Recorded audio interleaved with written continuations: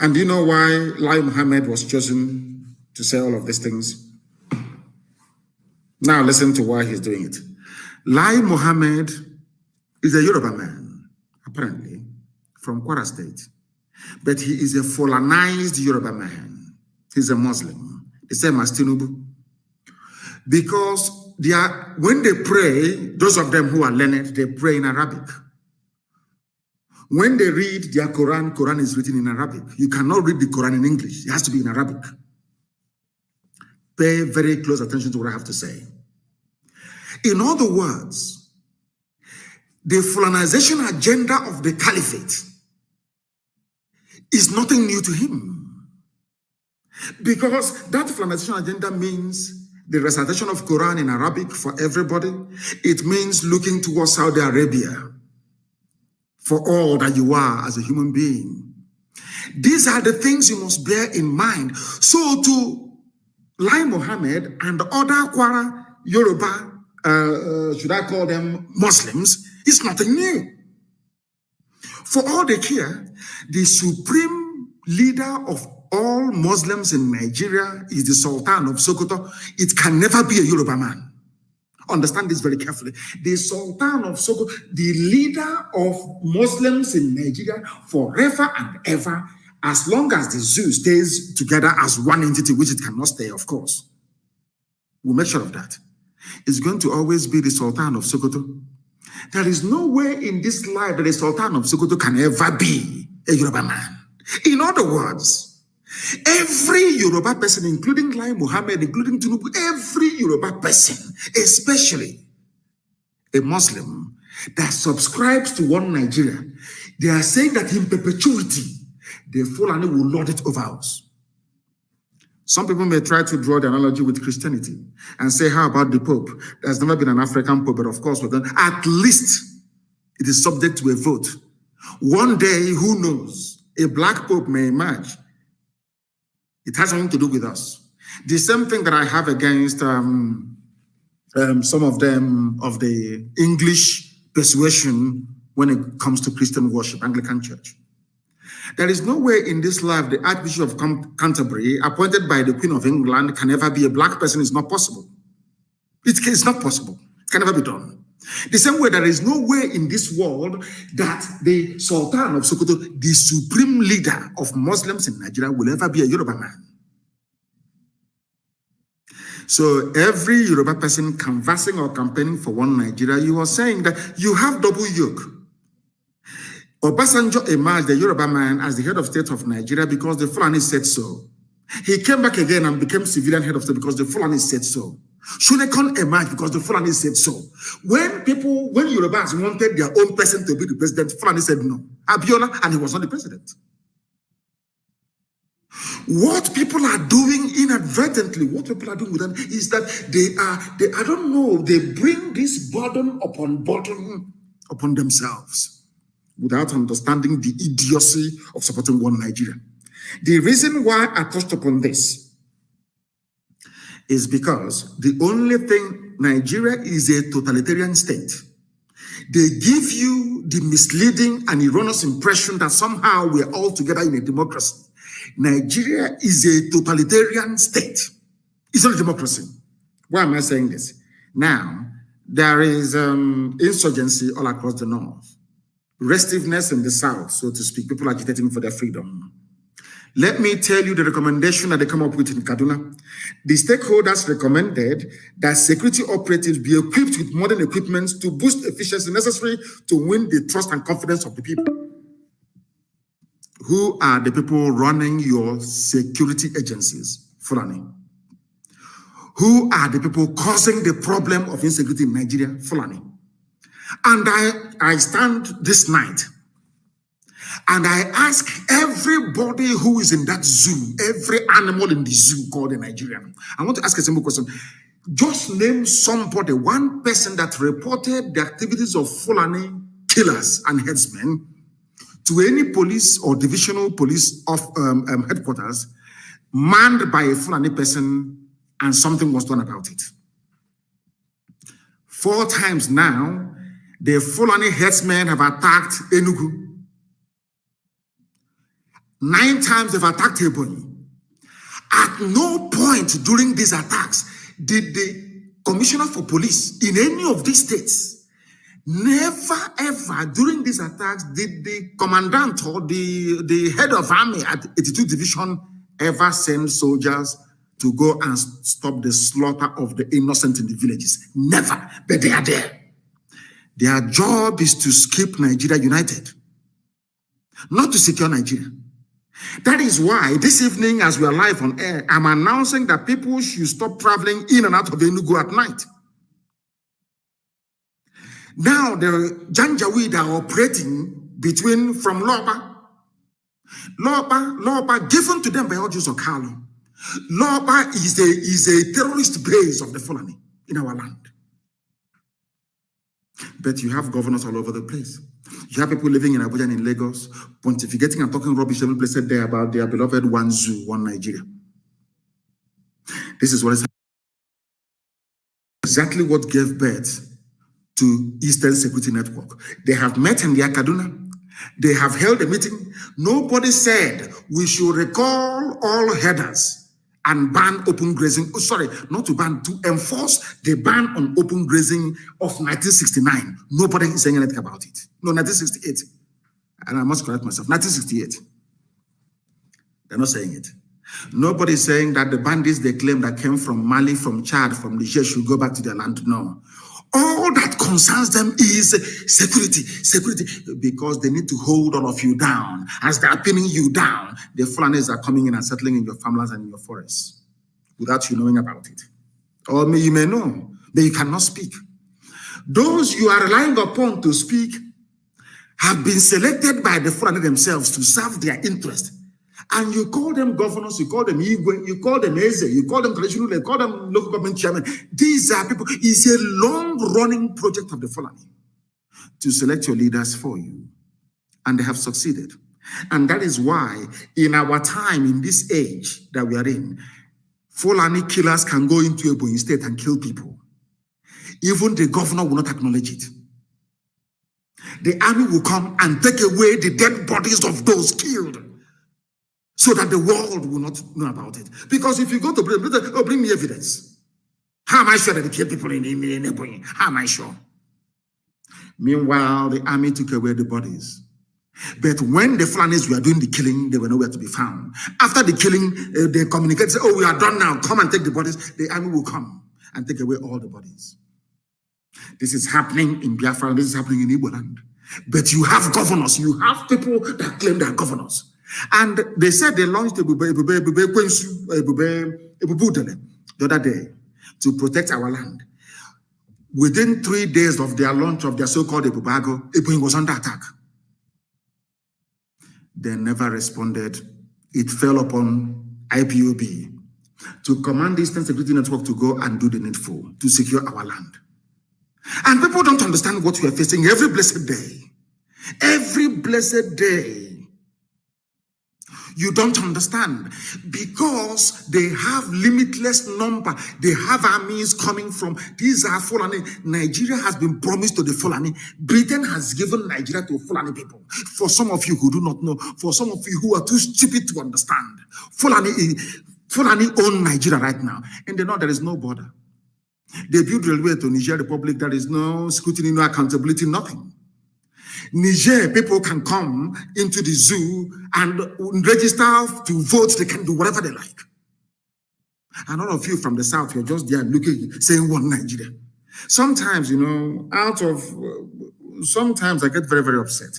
And I said to myself, why don't we allow these people to take over the whole of the south so that your eyes can now open? The day Nigeria voted right and power said no. In other words, Fulani cabal said no. In 1993, for one brief moment, Nigeria glimpsed what could have been a nation where the ballot triumphed over the bullet, where tribe, religion, and region bowed to unity and competence. That was June 12th, the freest, fairest election this country has ever seen. And then, with a stroke of fear and arrogance, it was annulled. It was a day regional lines defied a fractured past and cast their votes not just for a man, but for an idea, a hope. Hope, symbolized by Chief Mashood Kashimawo Alawale Abiola, businessman, philanthropist, and the presumed winner of Nigeria's fairest election. But it was hope that was stillborn.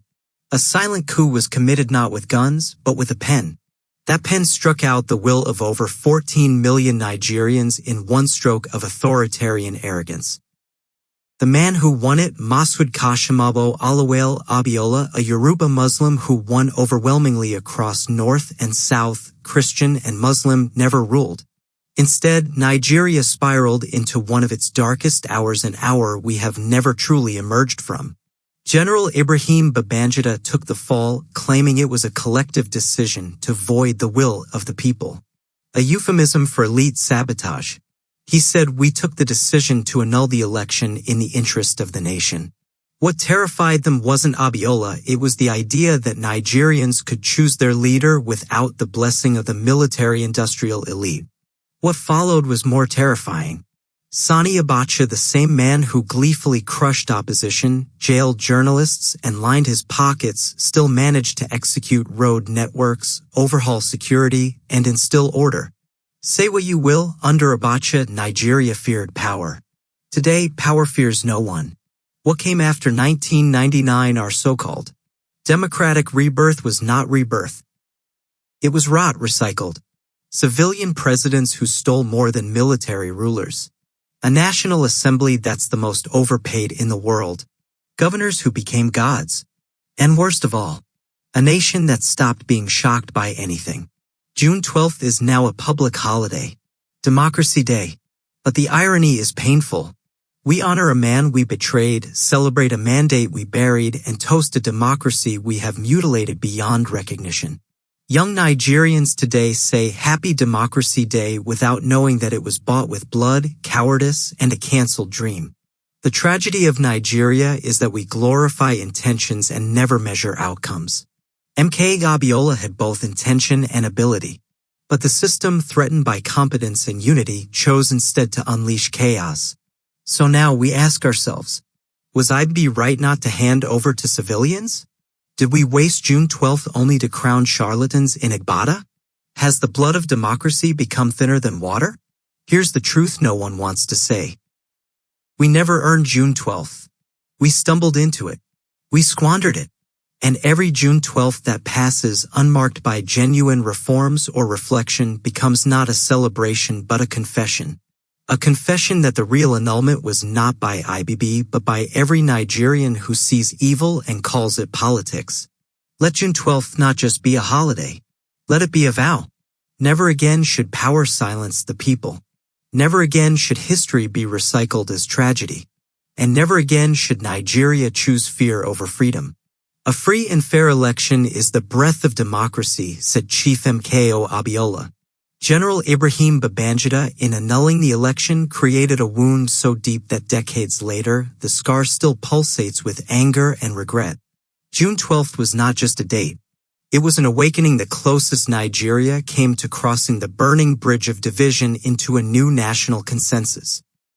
In a country often ripped apart by religion and ethnicity, Abiola, a southern Muslim, defeated his northern opponent even in the north.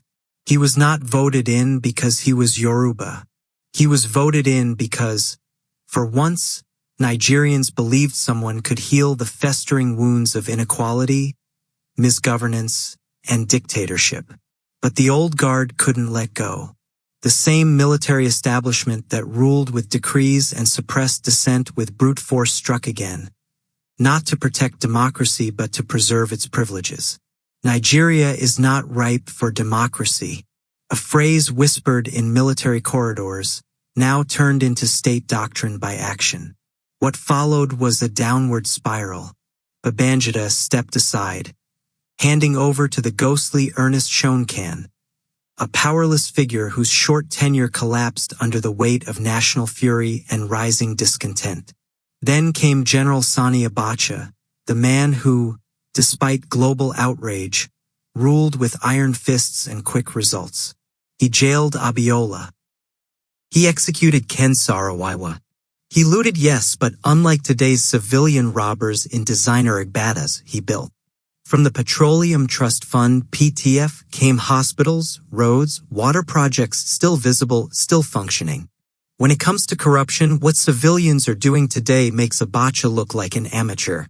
Abacha was no saint, but compare his era of development amid brutality to the empty democracy that followed.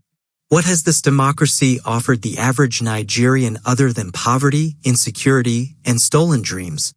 In today's democracy, Nigeria negotiates with killers. Kidnappers have more negotiating power than trade unions. Terrorists sack towns, abduct children, bomb trains, and get rewarded. Boko Haram fighters get amnesty. Their victims get silence. Under Abacha, this would have been unthinkable. Brutal? Yes. But predictable. Effective. And in some ways oddly just. Churches are bombed, mosques razed, 70,000 murdered and counting, and what did the people's government do? Paid them.